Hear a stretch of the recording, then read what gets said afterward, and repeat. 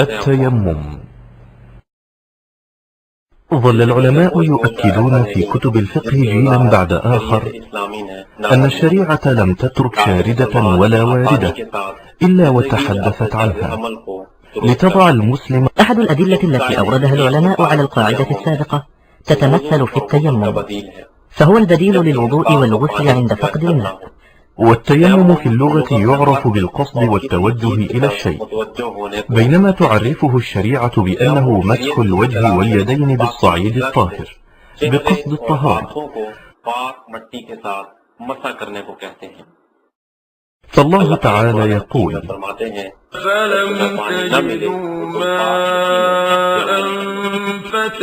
قال النبي صلى الله عليه وسلم: أعطيت خمسا لم يعطهن أحد قبلي، نصرت بالرعب مسيرة شهر، وجعلت لي الأرض مسجدا وطهورا، فأيما رجل من أمتي أدركته الصلاة فليصلي.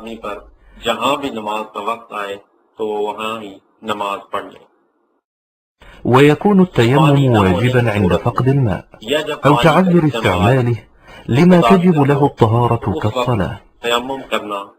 वाजिब है इस चीज के लिए जिसके लिए पाकी वाजिब होती है, जैसे नमाज, فيما يستحب لما تستحب له كقراءة القرآن. उसके लिए तयम्मुम भी मुस्तहब होता है।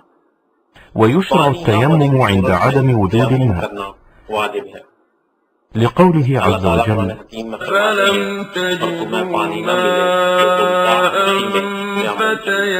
إلا أن الإنسان لا يعد غير واجب للماء إذا لم يبحث عنه، كما يشرع عند العجز عن استعمال الماء، كأن يكون الشخص مريضا أو عاجزا عن الحركة بسبب كبر السن وغيره وليس عنده من يساعده على الوضوء. ويشرع أيضا عند خوف الضرر باستعمال الماء بسبب المرض أو شدة البرد، فالنبي صلى الله عليه وسلم أقر عمرو بن العاص حين صلى بأصحابه وقد تيمم لشدة البرد. नंबर 2, अगर सख्त सर्दी है और पानी को गर्म करने की कोई चीज नहीं है और आदमी का गालिब गुमान ये है कि अगर वो इस पानी से वुज़ू करेगा तो बीमार हो जाएगा, तो उसके लिए तयम्मुम करना जायज है, क्योंकि ये साबित है हज़रत आमिर इब्न आस रज़ियल्लाहु अन्हु ने अपने साथियों के साथ सख्त सर्दी की वजह से तयम्मुम करके नमाज पढ़ी और इस पर रसूलुल्लाह सल्लल्लाहु अलैहि वसल्लम ने कोई एतराज नहीं किया बल्कि खामोशी इख्तियार फरमाई। وأخيرا يكون التيمم بديلا عن التطهر بالماء إذا كان المسلم في مكان بعيد وليس معه إلا ماء قليل يحتاجه للشرب ولا يستطيع إحضار غيره. وإذا اضطر الإنسان للتيمم فإنه يضرب التراب بيديه ضربة واحدة، ثم ينفخهما لتخفيف الغبار، ثم يمسح وجهه بهما مرة واحدة، ويمسح ظاهر كفيه، ظاهر اليمنى بباطن اليسرى، ثم ظاهر اليسرى بباطن اليمنى. ويشترط مع ذلك وجود النية، كما يشترط أن يكون المسح مرتبا يبدأ بالوجه ويليه بالكفين. ويشترط أيضا الموالاة التي تعني أن يمسح اليدين بعد الوجه مباشرة بلا فاصل زمني. وها هو عمار رضي الله عنه يروي أن النبي صلى الله عليه وسلم ضرب بكفيه الأرض ونفخ فيهما ثم مسح بهما وجهه وكفيه.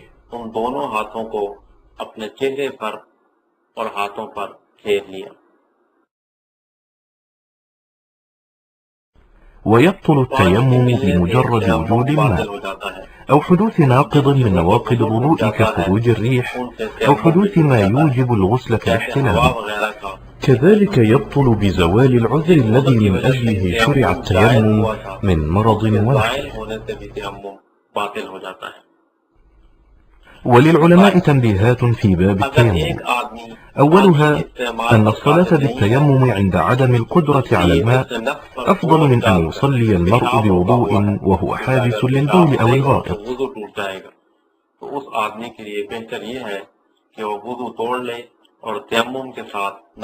وثانيها أنه يجوز التيمم على الجدار السجادة ونحوهما إذا كان عليهما تراب أو غبار. وأشاروا إلى أنه يباح للمتيمم أن يصلي بالتيمم الواحد ما شاء من الفرائض والنوافل ما لم يأت بناقض له. وقالوا أيضا أنه يصح اقتداء المتوضئ بالمتيمم لإقرار النبي صلى الله عليه وسلم لعمرو بن العاص حين صلى بأصحابه وقد تيمم لشدة البرد. وأكد العلماء على أن من تيمم وصلى ثم وجد الماء قبل خروج الوقت فلا يعيد الصلاة. عن أبي سعيد الخدري رضي الله عنه قال: خرج رجلان في سفر فحضرت الصلاة وليس معهما ماء فتيمما صعيدا طيبا فصليا ثم وجد الماء في الوقت فأعاد أحدهما الصلاة والوضوء ولم يعد الآخر، ثم أتيا رسول الله صلى الله عليه وسلم فذكر ذلك له، فقال صلى الله عليه وسلم للذي لم يعد: أصبت السنة وأجزأتك صلاتك. وقال صلى الله عليه وسلم للذي توضأ وأعاد: لك الأجر مرتين.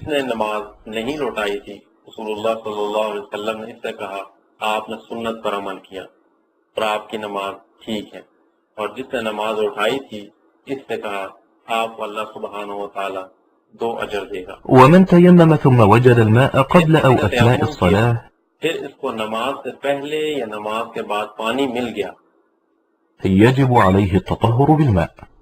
قال النبي صلى الله عليه وسلم: إن الصعيد الطيب طهور المسلم وإن لم يجد الماء 10 سنين، فإذا وجد الماء فليمسه بشرته فإن ذلك خير. उसको चाहिए कि बदन पर पानी डाले, यानी उस वुज़ू या गुस्ल करे, क्योंकि ये बहुत अच्छा है। ولا يحبس المسلم عن الصلاة شيء بحيث يؤخرها عن وقتها، فإن لم يستطع استخدام الماء أو لم يجده تيمم فإن عجز